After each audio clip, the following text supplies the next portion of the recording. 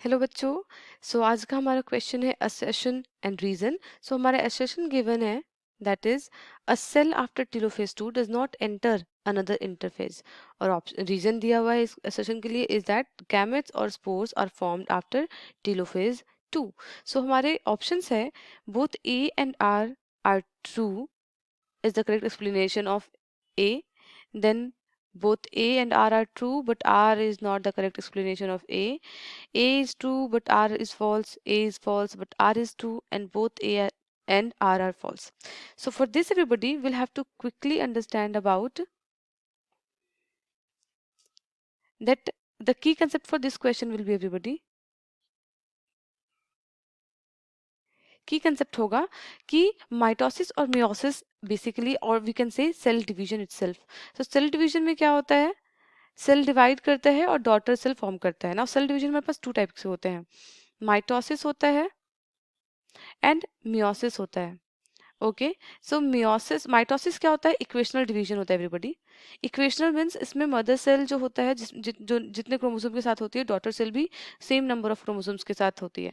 But meiosis क्या होता है, रिडक्शनल डिवीजन। इसमें क्या होता है, मदर सेल के पास जितने क्रोमोसोम्स होते हैं उसके हाफ क्रोमोसोम्स हमारे डॉटर सेल के पास होते हैं। So basically for the gamete formation हमारा मियोसिस में होता है, क्योंकि गैमेट्स हमें हैप्लॉइड चाहिए होते हैं।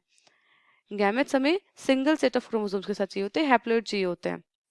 Okay, now coming to meiosis. Meiosis हमारे दो तरीके के होता है, दो पार्ट में होता है, meiosis 1 and meiosis 2। Okay, so meiosis 1 में मेन रिडक्शन जो होना होता है वो मियोसिस 1 में हो जाता है क्रोमोसोम का, and meiosis 2 is kind of equational division only. Okay, so इसमें हमारे सेम फेजेस जाएंगे like prophase, metaphase, anaphase and telophase, जैसे जैसे कि माइटोसिस में जाते हैं। Okay everybody, now coming back to after telophase 2। After telophase 2 हमारी telophase is the, you can say the last phase of meiosis. उसके बाद हमें गैमेट मिल जाएगा, गैमेट विल बी फॉर्म्ड। अगर गैमेट फॉर्म हो गया एंड जो इंटरफेज होती है, just for quick like confirmation, interphase जो होती है वो phase generally DNA replication and cell growth के लिए, डीएनए रेप्लिकेशन एंड ग्रोथ के लिए होती है। आफ्टर टेलोफेज जब हमारी गैमेट ऑलरेडी फॉर्म हो चुकी होगी, हमें रेप्लिकेशन एंड ग्रोथ की रिक्वायरमेंट ही नहीं है। The cell will not go into the interphase once again.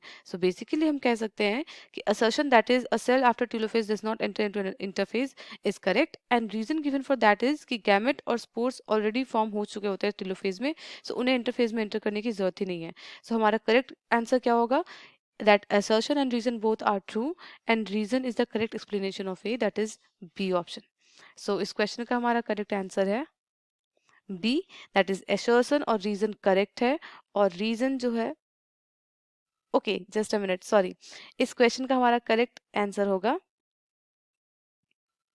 Not B, A actually, क्योंकि बी में लिखा है R is not the correct explanation of A. That is wrong. Correct explanation क्या है, both A and R are true, and R is the correct explanation of A.